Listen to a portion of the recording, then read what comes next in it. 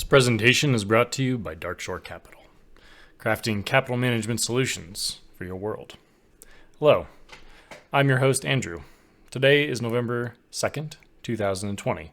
A new month, a new opportunity for gold making. The first topic we'll be going over this week is the Weekly Standup, of course. I think this is our third or fourth time doing this. I don't know. What do you guys think of it so far? Is it helpful?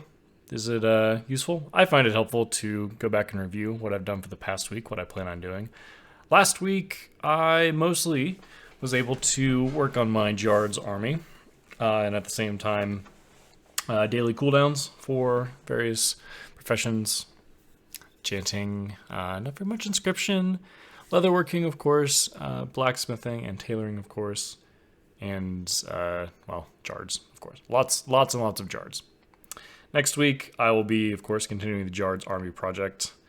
That also involves leveling up some characters, which is nice, just to get some passive experience. And then, more crafted transmog.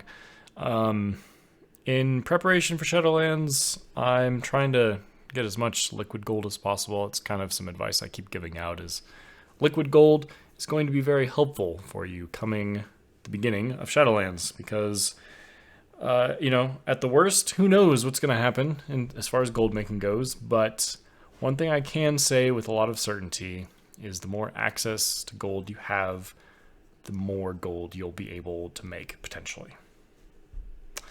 The only thing really giving me trouble this week is something I just learned about. I lost a bunch of work I did on TSM, but more on that later. Market update for the week.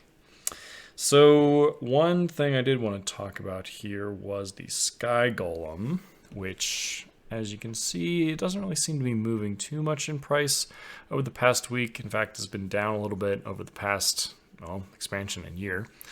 There was some speculation that a large increase in supply of Sky Golems has come to the auction houses across EU and US. Potentially signaling a downturn in its price. I'm not convinced that's going to be the case. This mount is incredibly useful, and I think that unless Blizzard changes its usefulness or adds something better, that it's going to always be valuable, and especially at the beginning of an expansion, because there will always be a new influx of either players or people interested in making more gold, whether it be as a gold maker or just because they need money for consumables. But running around and picking herbs is probably the easiest thing you can do to make gold at the beginning of an expansion. And there's going to be tons of gold guides coming out saying, this one easy tip, buy a Sky Golem and run around and pick these herbs in this order and you will have success. So that I think we can rely on. Other than that, Elementium continues to be on the decline. I think, again, I mentioned this last week, but the hype on that is probably sort of dying down a little bit. ATVI, Activision Blizzard, down a little bit, 5% over the week. A little bit more on them in a moment. The first topic I'd like to talk about this week, briefly, are the relics of the past. So there's obviously been a lot of controversy around this item, this mechanic, this crafting mechanic as of late. And I'm not going to talk too much about the controversy. However, the one thing to come out of it that's still potentially useful is the idea that using a rank 1 relic to reduce the item level and therefore vendor sell price of an item can help you save money on your listing prices. So if you don't know, when you post an item to the auction house, the deposit that you pay is based on the item's vendor sell price. So some of these crafted transmog pieces can have pretty high vendor sell prices because they're weapons or armor and they're made out of bars from blacksmithing, and those things are just expensive in World of Warcraft. So the short answer is yes, it's worthwhile. And the main reason for that is you can just buy Relics of the Past rank 1 for around 4 gold off the auction house, and for just about every piece of crafted transmog that can accept rank 1 relics, it's going to save you money in the long run. The long answer, which I was hoping to go over a little bit more in depth, is going to have to wait till next week. I just discovered that all the work that I did coming up with a bunch of really cool custom TSM price sources has disappeared. Fortunately, it was all captured on a live broadcast that I did over on the Twitch platform, and I've since uploaded onto YouTube, so it's also on this channel. If you're watching on YouTube, you can go watch it. It's a bit more of a long form presentation, so I was, of course, hoping to kind of distill the information that I gained from that into, a nice little concise topic for the This Week in Goldmaking presentation. But again, I'm going to have to go through the video and kind of rehash my work a little bit to get it all back in. And then I'm going to make sure to back up my TSM settings after I get it all in there. So more on that next week. I do want to talk also briefly about the Activision Blizzard quarterly results. As I'm sure many of you are aware, Blizzard is owned. Blizzard is not owned. That's actually kind of a bit of a pet peeve of mine to say that Blizzard is owned by Activision. No, it's one company, whatever. We're not going to talk about that today. Q3 earnings came out. The press release I'll have linked below in the description for wherever you're consuming this presentation, or you can click the link if you download the slides. But earnings beat expectations, which honestly is kind of just the refrain of just about any company these days. As a bit of an aside, I think that the amount of growth that U.S. companies have shown, like, forever, it just feels weird. I don't know. Again, this is really not the time or place to talk about that, and like especially with the way things are in the world at the moment.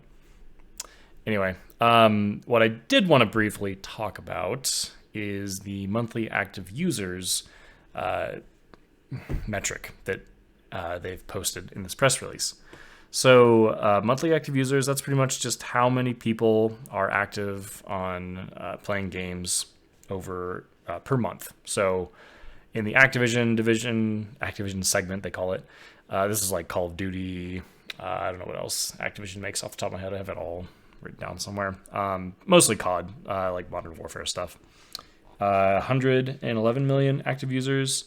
Blizzard games, World of Warcraft, StarCraft, Hearthstone, Overwatch, etc. 30 million monthly active users. And then King, which is the mobile game publisher that developed Candy Crush, which I'm sure you've heard of at the very least. There's many, many different iterations of that game. 249 million monthly active users. Now, obviously, the mobile space is different from the PC and console gaming space. However, there's, kind of a sentiment in the community of players playing Blizzard games that there's this culture coming from Activision Blizzard of trying to milk us for all our money and our attention, which I definitely do not disagree with. Being a player myself, I see this stuff happening. And I have to wonder, does Blizzard see the success of things like Candy Crush bringing in more monthly active users? I don't have it on the slide here, but King brings in more income than Blizzard does on a quarterly basis.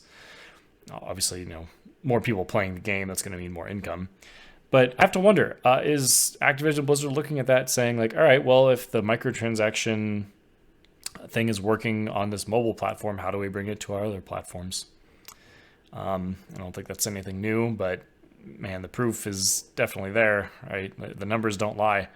And you have to assume that people like the CEO are kind of looking at this going like, well, what can we do to, get a little cross-pollination, in our different segments? I don't know. It's kind of discouraging as a player because I don't think that sort of stuff is really healthy. But again, really not the time to be talking about that. Maybe at a later date. It's not really quite in the vein of gold making, but it is something I do feel pretty passionately about.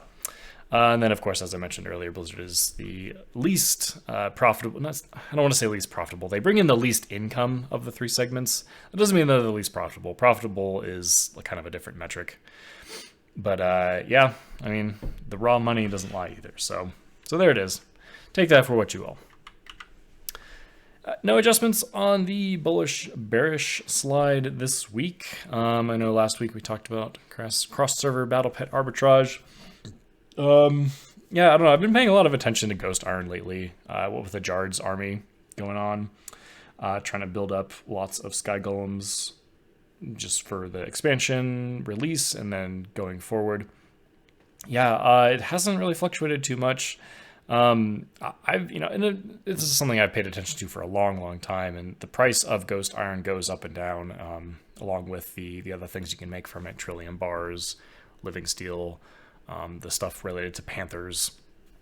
So yeah, I don't know. It's likely, perhaps, that Ghost Iron will increase in price with the expansion coming out, because there's probably going to be a lot of people doing Ghost Iron stuff right now that are going to now, or when Shadowlands happens, going to stop doing that and then, play the new game, and, all their tillers' farms are going to be left unattended, perhaps. I don't know. That's just speculation.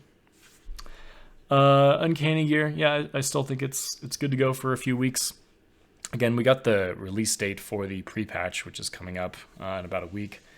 But I think that even with the catch-up gear that's supposed to be very easy to obtain, I think that the Uncanny Gear is going to be totally viable still. Yep, and then BFA materials, I just don't see that being a really good thing to invest in as a long-term thing. Like, obviously, you're going to need BFA materials to make your Uncanny Gear, but it's pretty quick to go through and process all your Tide Spray Linen into Expulsum and then use all the stuff. Really, like, everything that isn't Expulsum and, like, maybe the Osmanite ore or the Gilded Seaweave stuff. Everything else that you use to craft the Uncanny Gears is kind of like whatever. Kind of irrelevant. It's super cheap relatively is what I'm trying to say. For the trinkets, right? So the Ultramine ink is just dirt cheap, whereas the flower, the pigment you get from the Nazjatar flower, that's the real cost in those things. Yeah, but either way, I wouldn't be like holding on to a bunch of BFA materials for any extended period of time. A few pieces of news which I think are important for anyone in the gold making space. The Dark Moon Fair is currently active and will be until November 7th. I believe that's this Saturday. This is the last one before Shadowlands. So I believe if you're looking to do anything with Dark Moon Firewater, this might be a good time to look into doing something about that. It's not something I'm too familiar with. I don't do a ton of gathering, so I've never really I don't think I've ever actually used Dark Moon Firewater. I don't know a lot about it, but it was pointed out on Twitter that, yeah, this is the last one, and if you do want some, now is probably the time to get it. Other things used for the Dark Moon Fair, of course, there's an experience and reputation buff that you can get by going and standing on the carousel. Super easy. There's also the replica pieces. See, these are purely transmog pieces of armor from past expansions that can be, they're pretty profitable, and you can get them by turning in tickets at the Dark Moon Fair. There's plenty of ways to do that. There's also, I think the Dark Moon Dagger Maw, the fish, I believe that's probably kind of kaput now, since I believe that was mainly useful for the sugar feasts. I could be wrong about that. But yeah, there's lots of stuff to do with the Dark Moon Fair. Go look it up. See if there's anything you want to do now before Shadowlands happens. And then WoW's 16th anniversary comes along with a 16% experience and reputation bonus. So again, if you're thinking about leveling any characters, maybe a Jard's army perhaps, make sure to take advantage of the rep and experience bonus. And then lastly, just want to touch on this. The European Union, not the European Union, Europe as a continent is going into another lockdown. So there's, some speculation that perhaps that means there's going to be more people online farming things in the near future. I don't know if I would make any decisions of any consequence based on that information, but it's always good to keep it in mind. So there you have it. All right, let's do some questions to wrap things up. First question, what to do with max level green BOE items? It's a good question. So the first thing you want to do is make sure you have Trade Skill Master installed, because that will tell you if the item is worth anything. For me, if it's worth more than a couple thousand gold, I will try to sell it on the auction house, slap it in a group, and mail it off to a character that posts things all the time anyway, and maybe it'll sell eventually. If it's less than that, send it to a character that needs Expulsum and scrap it. Hopefully get some Expulsum. I don't think it's worth disenchanting greens at this time if you are at all involved in using Expulsum to make gold. Next question. How can I make gold while I'm out riding my motorcycle? This question's a bit tongue-in-cheek, but kind of what it's asking is, what's some good like AFK gold making stuff? So the thing I wanted to mention with this was ghost iron ore. Again, this thing just keeps coming up. If you've ever smelted ghost iron ore, you'll know it takes a long time, like a very long time. It's very easy to get just an hour cast bar, like if you're using an add-on that shows you how long it's going to take to finish all your casts. Just, with a few thousand ghost iron. So if you're about to go AFK for an extended period of time and you have ghost iron ore, maybe just start smelting it. And you'll come back with some of it done, and you'll probably have logged out by the time you get back. But hey, at least you use some of that downtime to get some bars, which, are very, very useful. Next question. If you have been playing for several expansions, this is a question directed at me personally, which has been your favorite expansion gold making wise and why? Now, my initial thought was, well, WoD because garrisons, but that's kind of lame. And did anyone really enjoy that? I don't know. My real answer, though, is during Legion flipping BOEs. I think that was really actually compelling. So if you weren't aware, didn't know at the time, there are kind of two categories of BOEs from Legion. There were the BOEs that these are all epic items, right? That required level 101 to equip, and ones that required 110 level to equip. The reason that's important is because those 101s were useful for twinks. These are characters that players that lock their character's experience gain at a certain level. In this case, it was 101, and then just got the best gear they could for that level. And believe it or not, these epics that were scaled to be the equivalent of max level gear at the beginning of Legion were the best. And then, like, if you could find a piece that had leech or speed on it, like, that was a huge multiplier on your gold. Because basically what would happen is, somebody would make a druid and get max out their leech, and then just go clear out instances and sell carries. This stuff happens right now with Freehold, or I don't even know if it's still happening, perhaps with the pre-patch. But so yeah, basically what I'm saying is there's a huge market for these 101 BOEs for the entire expansion, and then as the different raid tiers came out, the associated BOEs with the raid tier were also relevant because they would increase in eye level as well. So yeah, just having a second account open on a second monitor, running TSM Sniper, watching for good deals, or just scanning every day, looking for things that were undervalued, or looking for things I could buy out and flip for a profit over time, and using trade chat extensively as well. This was probably my best uses of trade chat. Just like, hey, I've got these couple pieces, I'm just going to spam this macro while I'm doing my thing, and maybe somebody responds, and great, I can make a sale that way. Maybe knock off a few thousand gold for them just to get it quick. Or also just looking at trade chat, people trying to sell things, like, send them an offer. I usually give people like not the best offers, and I'm very upfront about it. Like, hey man, look, this is what I'm willing to pay for this item that you're selling. If we can come to a deal, great. If not, it's whatever. So yeah, Legion BOE flipping led to a lot of great things gold making wise for me. It was very enjoyable. Definitely liked it a lot. Made a lot of gold with it too, by the way. Next question.